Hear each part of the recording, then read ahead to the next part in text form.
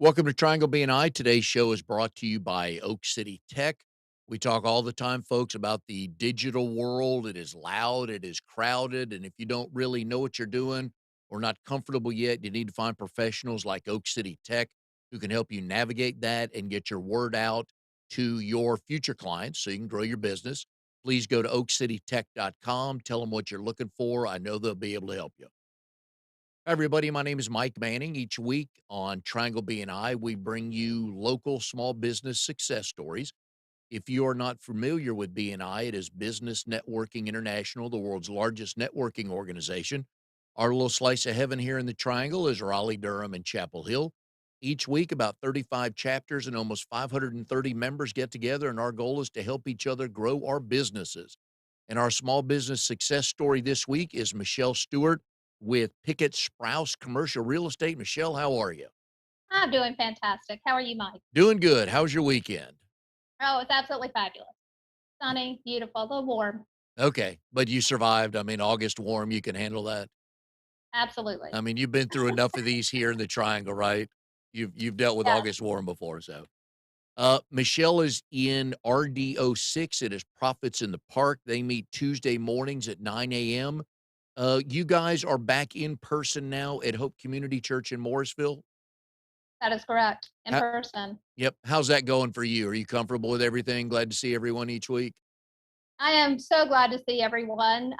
Definitely comfortable. We are masked up. We are vaccinated. We are as safe as we can be. Wonderful to see everybody in their personality. I agree. What drew you to that chapter?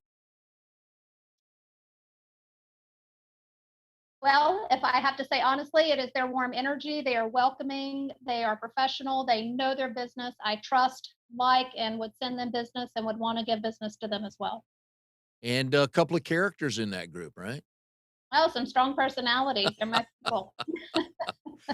Your group is a lot like mine. We pass real good business.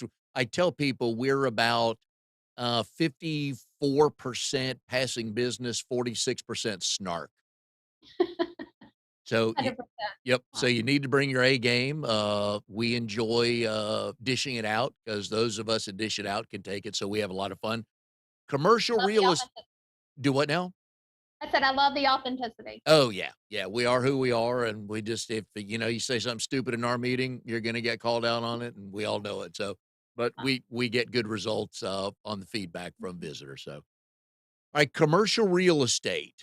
What's the world like these days here in the Triangle? If somebody's just wanna talk some overview here, if somebody's thinking about looking to get some real estate property, what are a couple things they need to know or be on the lookout for? So I want to know what type of business they're wanting to perform, if I'm running some sort of lease analysis on what part of the triangle, because that's location is everything. Also, I want to know their financials. I have a quality banker that I will send them with to make sure that they're in their parameters or where they need to be. If they need demographics that go with that, definitely wonderful partners to be able to put them with to really narrow down their goals so I can give it to them. And the growth areas are not consistent all around town, right? There's always downtown, which always something's always happening, but the way the suburbs and the outskirts are growing, imagine you have stuff and opportunities popping up everywhere, right? 100%. And the downtown market is not everyone's market. There are people that truly don't want that. That's not their demographic at all. They want to go suburbs. Some are more industrial and they don't need that presence. So definitely happy to help them there. And you not only will sell property to a buyer, but you will help them find leasing space. 100%. Any buying, selling, or leasing of small business, medium business within the Triangle area is where I shine. You've been doing this almost a year now, and we'll get into previous jobs before this. But do you enjoy working with somebody buying a property versus leasing? Where have you kind of found your um, wheelhouse, if you have yet? Sure, that's an interesting question. So actually, I love both. They have different. There again, they have different goals. Some of your ones that are buying and wanting to bring that in, they're wanting to stay for a long time. They're usually already a sustained business and love to help them. They have a great energy. some of my leasing businesses, whether they're a new small business or they are looking to upsize their space, or maybe they're looking to downsize since the COVID pandemic. Definitely a transition. I like both. Love both, actually. What have you learned from businesses that own property, and they've got office space that are now allowing their employees to work from home? So if I'm understanding the question properly, you're wanting to know how.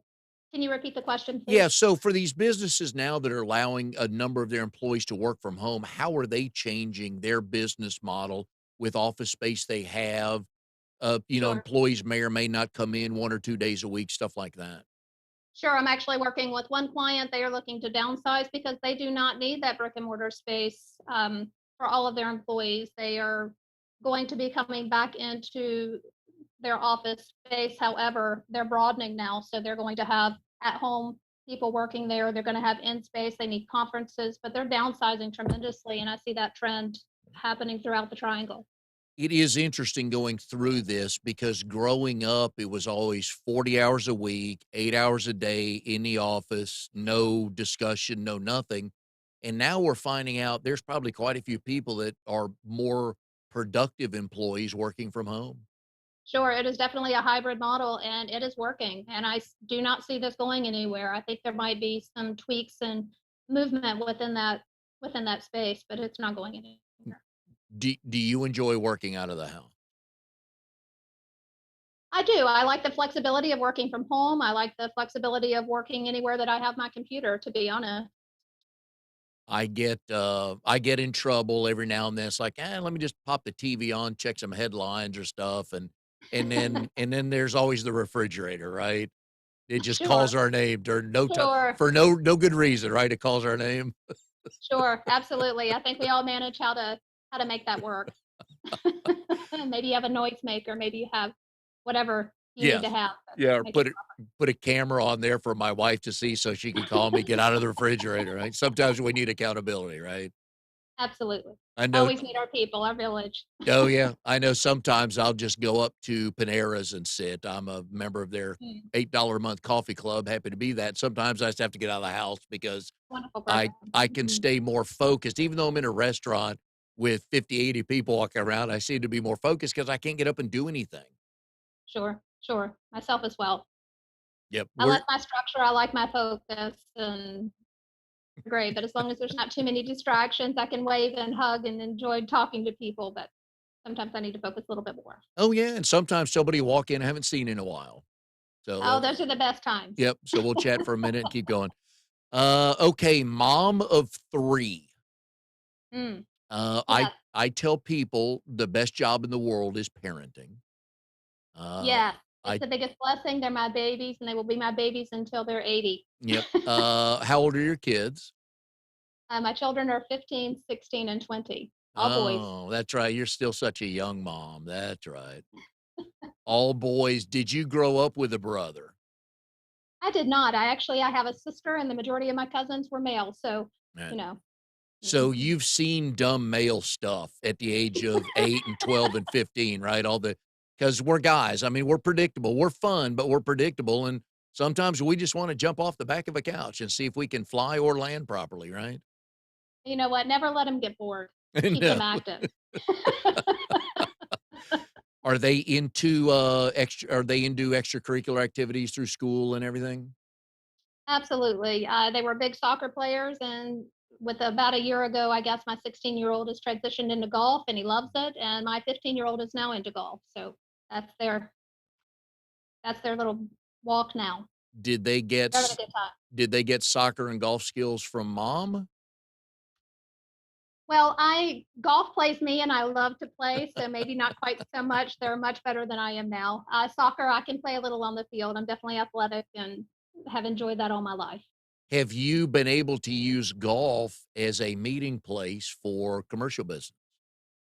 Oh, absolutely. Golf is a wonderful sport. Takes you out of the conference room and out of more of a structured kind of stuffy environment sometimes, and just lets people be people. So, absolutely, yes. And I have found that you really get to know somebody. For those folks who play golf, they'll get it. If you haven't played golf before, you may not understand this. But when you play golf with somebody, you're basically with them for 4 hours, give or take, 3.5 to Sure. 4.5 hours, depending on how long the round takes. But you learn a lot about them just watching how they play. Do they defer to others? Are they, or do they prop you up if you hit a bad shot? Are they like, okay, we can do this? Or do they kick their own ball out of the woods onto the fairway because they want to win the match? Sure. Definitely see those true personalities and their authenticity. Kinda takes that facade away. Mhm. But The wonderful sport. I'm with you though. There is very good business that can be done on the golf course.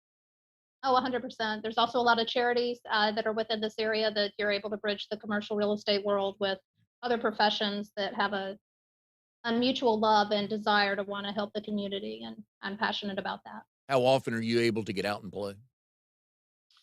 Not as much this year, but at least maybe once to twice a month. Okay. Mhm. All right. So I like your signs behind you on your wall. Oh. Are those important to you? Those sayings of the day type things, little motivational phrases? Oh, well, for me, yes. Yes. Work hard, stay humble. You can work as hard as you want to, but, Yeah. at the end of the day, you need to stay humble, love your people, love what you're doing, and stay passionate. The hustle, it's always a Yep. hustle. It's commercial real estate. That's not going anywhere. And Yeah, mind over matter is definitely important. yeah. The hustle part is a good one. There's 2 things I've learned in the working world. One is hustle and the other is grind. Sure. And most all my analogies are sports related, and I hope people listening and watching have at least somewhat of a sports background. But I always tell people the grind is important because if you look at the greatest athletes in the world, and the 2 biggest that I've been able to watch growing up were Jordan and Tiger, and they were the Sure. best grinders because they were the last one to leave from practice, and they always wanted to be good. So there's something to be said for just because you're the best player. Generally, if the best player, or in your case, the best salesperson in the company, if they're the hardest worker, I think a lot of people latch onto that, like, oh, you know what? Let me up my game here a little bit. Be diligent and have passion. Yes, Mhm. I agree. How is your office set up with brokers and real estate agents? If I'm understanding the question properly, we definitely have office space as an entity. It's Pickett Sprouse Commercial Real Estate, and we merged with Weston Woodall not too long ago in 2018. Pardon me. They are a residential firm within Durham County, and Pickett Sprouse has been around since 1968, and we were able to merge those two to just give a fabulous platform for our community. So to answer your question, we have residential agents on one end of our building, we have commercial agents on the other end, and we have property management as well. So we have individual office spaces that we're able to utilize, and if we need to kind of step away and just be by ourselves, or if we need to collectively come together in a conference room to collaborate on what we're seeing, what we need done, we can do that. Also, as very common with real estate agents as a whole, we're all over the triangle where we have our computer, where we have our phones. We are working for our clients 100% of the time. So that doesn't stop with a 9 to 5 type scenario. Through BNI, I've attended many meetings where one or the other realtor is in their car. They may have stopped at like I said, a Panera's or a Starbucks to have the meeting, or if the weather's decent, they're just sitting outside. But you're right, basically, is have laptop will travel. 100%. Yes. Yes. Now, I've also learned through BNI the big difference, or the way that a commercial realtor looks at residential real estate and the way a residential realtor looks at commercial. Generally, you've learned you can't do both, and mostly you've learned I don't want to do both, right? Yes, they're different animals. I Yeah. mean, they just are. The way that you look at property, what a commercial is gonna look at income producing abilities for your investors, your clients that are wanting to hold on to it. That's extremely important and very difficult to look at as a mutual agent, and you're looking at that property versus value and personal asset. And it's do you now, like I said, you've been in this about a year. Are you finding that you're enjoying this a whole lot? I enjoy commercial real estate. I've been in the commercial real estate world since 2014, but it was on a different aspect. I was more consulting, investment, and other type portfolio parts. I went into the brokerage part a little over a year ago and have enjoyed that immensely. And the earlier part you're talking about is through Vega Investment. Is that correct? Yes. Right. Yeah, Vega Investments. Yes. Now, how'd you get hooked up with that, and what did you do there, versus what you're doing now? Sure. So in 2014, I completely changed careers, which was a beautiful out of my comfort zone type thing, but I've enjoyed it very much. I worked with commercial property management, private investors, where we would rehab different commercial entities or residential entities that were income producing, and to be able to bring the product that we were wanting to do. I've also helped construction firms build their commercial portfolio and help just kind of bridge what that looked like. So those are some of my responsibilities that I took care of. Where did that interest come from? Yes. So I grew up in the real estate world, from regular residential real estate to the legal real estate, which I had a broader aspect there, to developing land and properties and what have you. So I grew up in that world.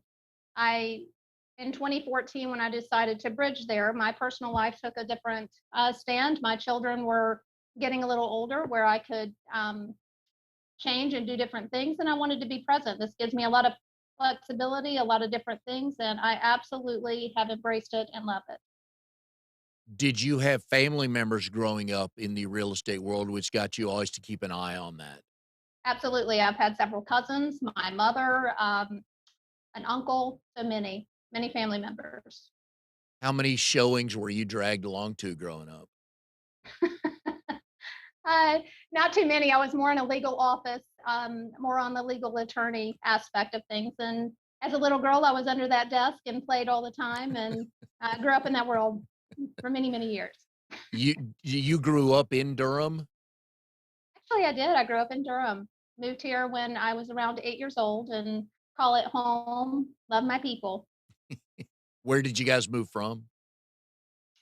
Well, we moved from Arizona to Colorado and then Arkansas for just a spell, and then the Pinehurst area of North Carolina when we came here, and then settled in Durham. I Wow. have family generations back that are within this area. That Oh, really? always brings us home. I do. Alright. So how'd you Mhm. guys, what got you here from the West Coast then? A job? So I was young when I came from the West Coast to Mhm. here. So actually, yes, my parents had taken a job there, and then we had moved to Pinehurst, where I have an aunt and many cousins, and um, then when we moved here to the Durham area, just to give you a little perspective there, my grandmother is one of 10 and my grandfather is one of 8, and they're all from here in the Northern Durham area. So it brought us back. Alright, so at family reunions prior to COVID, how many people were in attendance? Okay, in my younger years, we had up to probably 75 plus, so many. Some of those older generations have kind of are not quite with us anymore. They're in better places. But yes, it's dwindled quite a bit, but we're still at 40, 45. And how many, probably a fair number of grandchildren and great-grandchildren that you're part of, correct? Oh, absolutely. Yes. How many of them do you hang out with? Maybe 5 or 6 that I Okay. see regular. Yeah, honestly, as people, some of our younger generation have gotten older, they kind of go across the country or internationally. They don't stay in one place anymore like they used to. That is true. Back in the day, and we're talking about this before you logged on, Amnon and I were that, our I guess my grandfather's generation, they worked 40 years at the same company. They got the Sure, watch on the day they retired, and that was their story. 100%. Yeah. Not that it's not the way of things anymore, at least not what's common. Yeah, which is kinda nice to meet people from different areas. I do enjoy Sure, that. sure. Yeah. You along with the mom of 3, you are also mother of Zoe. Yes, she is my sweet fur baby that I absolutely adore. She's Alright. 2 years old, little 9-pound baby. How did Zoe come into your life? Oh, well, that's a long story. So I'll give you the short version of that. My middle son, he's 16 now. He had to have this little dog. I have had big dogs the majority of my life, and He wanted her, he begged, and I caved, and she came there, and now she's my baby. And in 2 years, when he goes off to college, guess who's left, taking care of Zoe, right? Oh, and I embrace that. I love her. Yeah, she's not leaving the house anytime soon, is she? No, no, not at all. We are here with Michele Stewart with Pickett Sprouse Commercial Real Estate. Michele is also a part of RDO6 Profits in the Park. They meet Tuesday mornings at 9 a.m. at Hope Community Church in Morrisville. Today's show is brought to you by Oak City Tech. One of the things we talk all the time, folks, is who owns your social media. Believe it or not, Facebook owns your social media. They can lock you out today if they so choose to do. All the other people who own all the other platforms own what you're on, but you own your mailing list. That's one of the ways to get out to your current and future clients. And the folks at Oak City Tech can help you with that. They can help you get it set up. They can help you with the messaging and the tracking to see how many people you convert through those. So find all the things you can control like that and go to the pros at Oak City Tech. They'll be able to help you.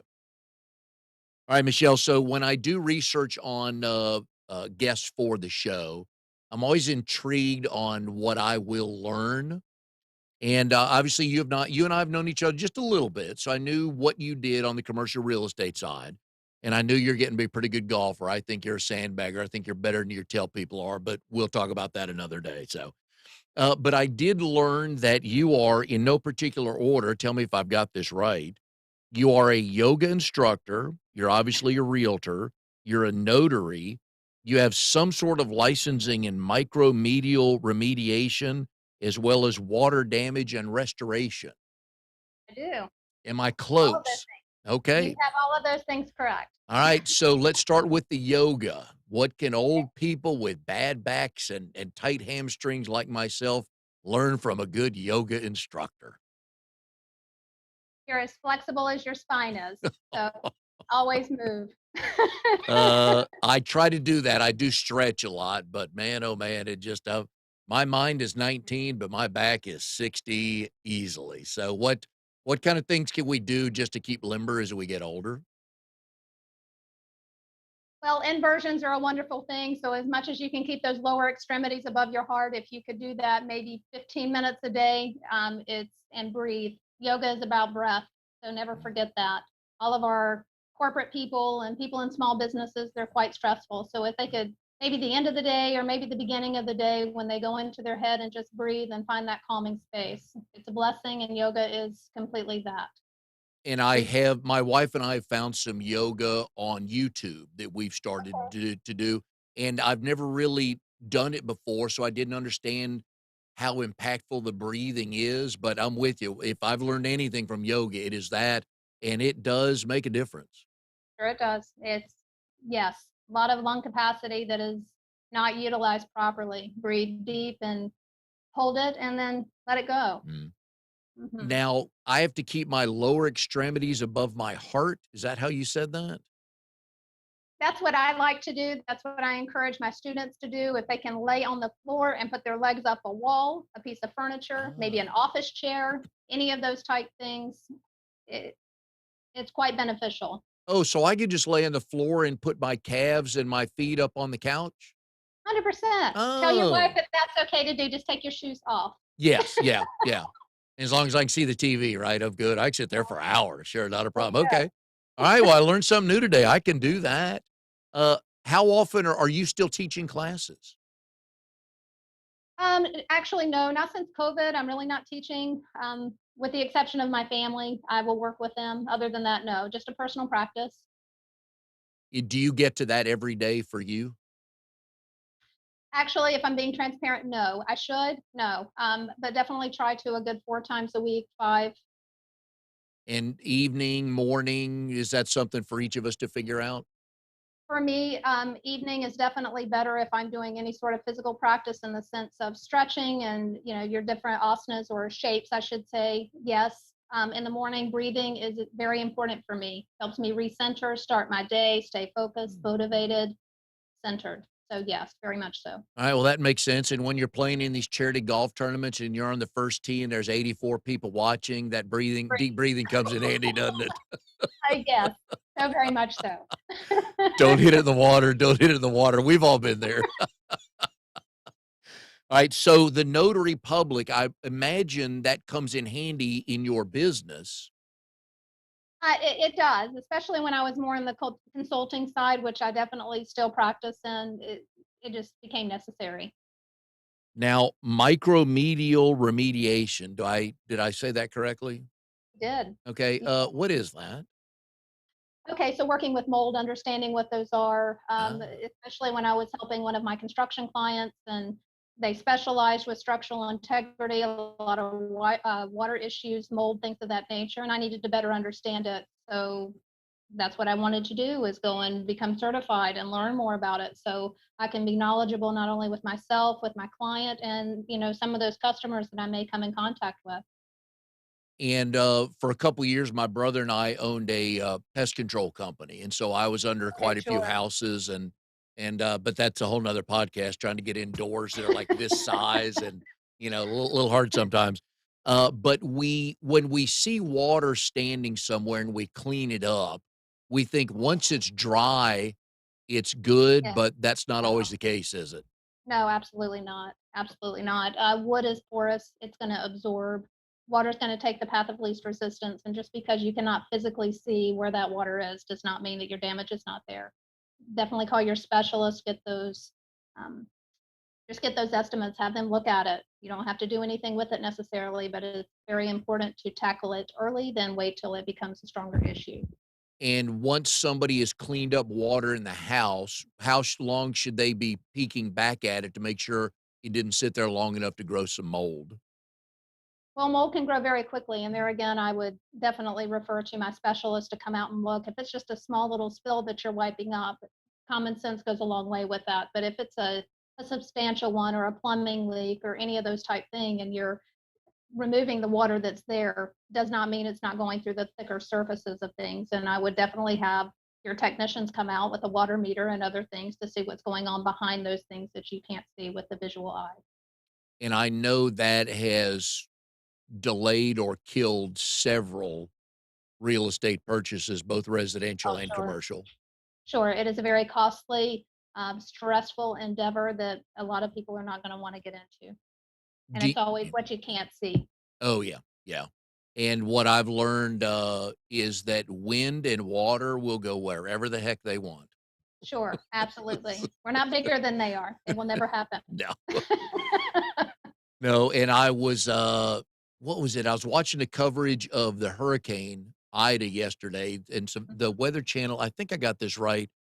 Did they say run from water and hide from wind, or the other way around? But I think it was that because you can't hide from water. I think you run from water, meaning pack up and drive away, and you Oh, hide from the sure. wind. But yeah, stuff That would like make that, sense. and you get, of course, that's the extreme is a hurricane coming through and water everywhere with the mold. But just in regular day to day life, I imagine we probably have more mold than we thought we did. Right?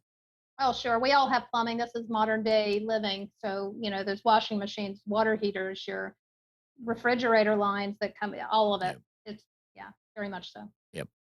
So not only do you have deep roots in Durham, but you're also a graduate from NC State in I did bi go to NC State, yes. yep, in biology. But your first job out of college was you were a clinical research associate?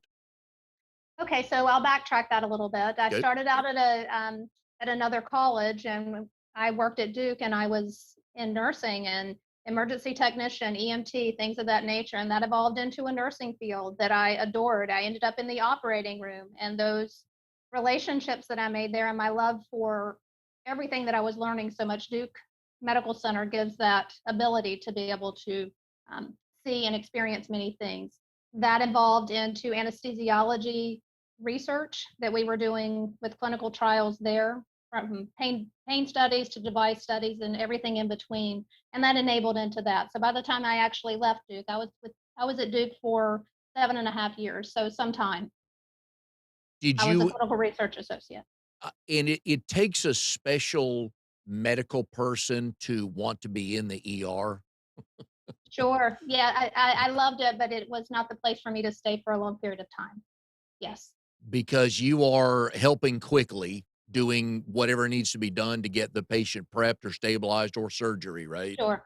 100%. And I love surgery. So I ended up in the operating room, and that's where I just ended up staying and evolving. What was the attraction there for surgery? I love how they fix things. I love the anatomy behind of it, of getting into the bones and seeing things from start to finish. And clinical research allowed me to do that. And in the operating room, you just get those patients in one aspect of them, and you just fix what's there, and you don't always necessarily know what happened prior or after. With clinical research, at least the role that I played in that, I was able to see my clients prior to, during, and after. So a strong family relationship, not only with them, but with their loved ones. That was important to me. I love that. And knowing you a little bit, I imagine your bedside manners were 100%, right? Oh, of course, I love people. I really do. Do you watch the TV shows, all these ER and hospital TV shows? No, actually, I'm not much of a TV person unless it's a documentary or, to the demise of my children. They think that I'm nutty with that, but I enjoy them immensely. So if it's anatomy and physiology shows or anything that's science and techie in that sense, absolutely. But reality TV, not so much. Okay. Are those some of your follows, people in that industry, anatomy and everything like that, that you'll read or follow people on social media or anything like that? I do. I enjoy them. Okay. Mhm. Are you a guest blogger on something I'm probably? No, I'm definitely not a blogger, but I enjoy watching those videos. There's so many YouTube. Technology is a wonderful thing Oh, to be yeah. able to tinker in different things of interest. Well, and yeah, technology in general has impacted everybody's life, but I've found in the medical world, it's stupid scary how like, oh yeah, medical people, like I have a pacemaker I and see. my doctor was like, yeah, he was treating it like he just putting a Band-Aid on my knee. And here I am Oh, laying there like I'd never been cut open before for anything. And so I'm a little bit freaking out and the drugs are good. So I, applaud Wake Med for the drugs, but my doctor was like, "Yeah, I got 3 more tomorrow," and I feel like he bought a boat with the one that I paid for because those aren't cheap. But the technology, they just put them in, move on, and I've had 0 problems with it. So the technology part in the medical world, I imagine with just the things you've seen in the short time are pretty impressive. I enjoyed it very much. It's been many years ago, but my passion is still there. I love helping people, which is what evolved into yoga and dealing with herbs and natural Yeah. medicine and things of those. Those are my passions. Yeah, I'd like to thank the first person that, sampled the, first pacemaker. Mhm. Appreciate everybody that Oh, worked it's out the kinks for it. a wonderful aspect that saved many, many people and given them longevity and Oh, peace yeah. of mind and many things. Yep. Absolutely. So I always like to see people's professional arc. So you come out of college in biology, and today we sit here, Michelle, and you are a commercial realtor. I am, and one of the things that I love to specialize in is helping my medical facilities find their spaces, biotechnology, life sciences, and alternative medicine. They're passions of mine. So my thumbprint's there. I help many other aspects, different fields that I can help them with, and I'm very good at it. Those are my passions. Well, and that, carries over into the volunteer world, and one of the things I Sure. like about BNI, is the quality of people that are in there, always giving back to the community. You do one of the things that most of us think we could do, but we really wouldn't be good at it. You're part of Models for Charity, Oh my goodness. and I think some of us were like, "Yeah, you probably wouldn't look that good on the runway, so why don't you just sit and bid on stuff?" How did that come about, and how often you get to do that? Well, COVID's impacted Models for Charity quite a bit, but we're still able to give back. There's live runway shows that we have done and donated that money to different local charities within our community. They're fantastic. They have helped animals from to homeless to sick children to families that are supporting those sick children. It is just a wonderful, wonderful entity to be able to support our local charities within the Triangle area. Is And I, there is there a cool outfit that you modeled one day that you're like, "You know what? I could buy this and wear this." oh, let's see. Actually, yes. Yes, absolutely. One in particular was a very pretty little teal dress that was cute as a button, and I loved it. I had to have it, and it came home with me. I bought it. Well, yeah, you're helping the charity, so why not, right? Well, this particular one, they're supporting local retail business stores, showcasing their attire and what's trending and things of that nature. And then they hire models for charity uh, with our pieces, and we donate a portion that we bring in and give it back to those parts. So quite important. It's a beautiful thing.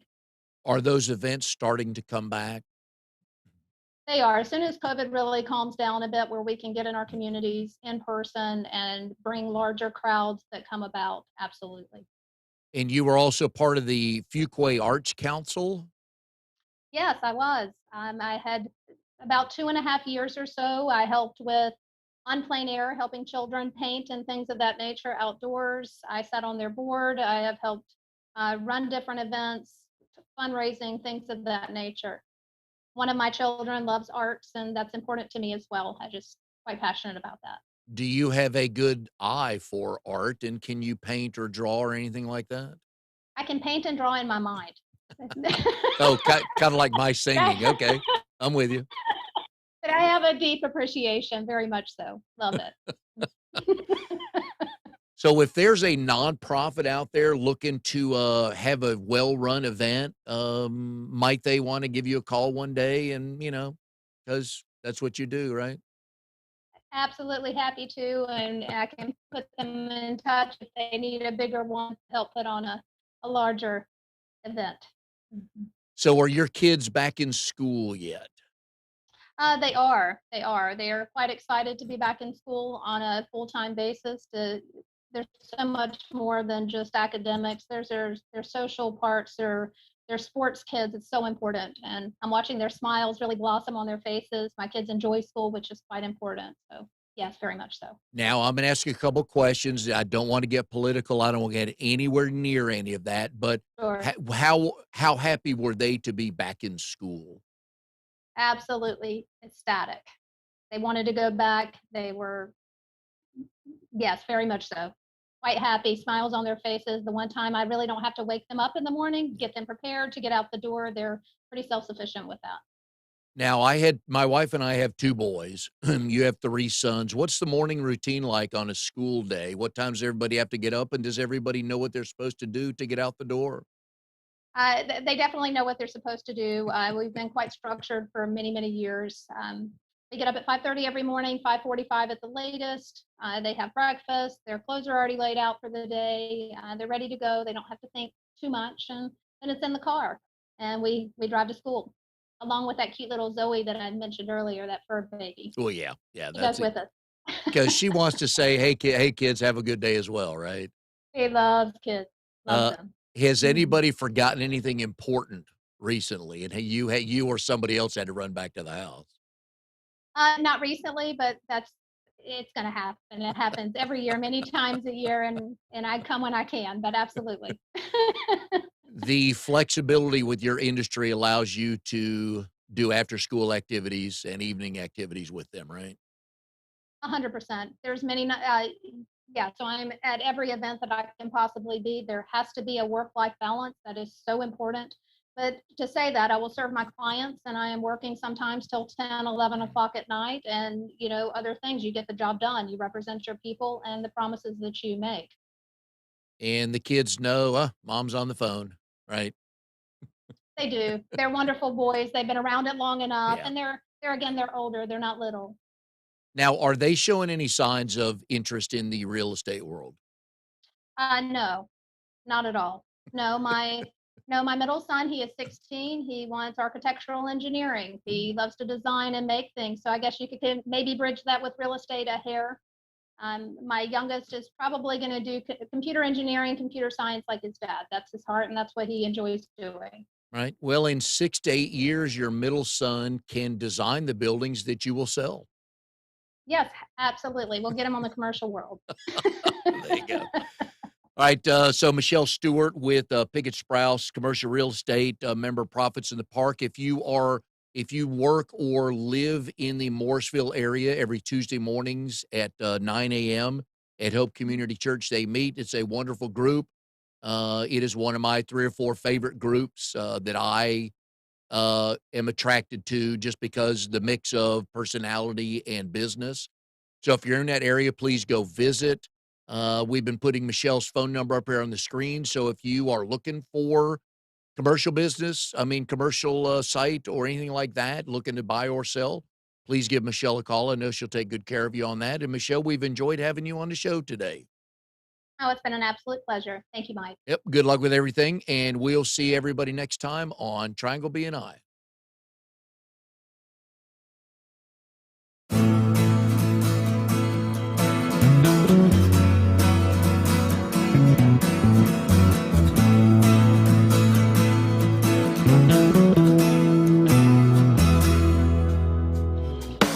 You are tuned to the Nissan Communications Network. If you tuned in too late, you can always watch each program in its entirety or download an MP3 audio file of it in the archives section at nissancommunications.com. Don't forget to subscribe to our YouTube channel, follow us on Twitter, and like us on Facebook. Sponsored by StreamingGear.com, Carolina Apparel, and DeltaForce.net.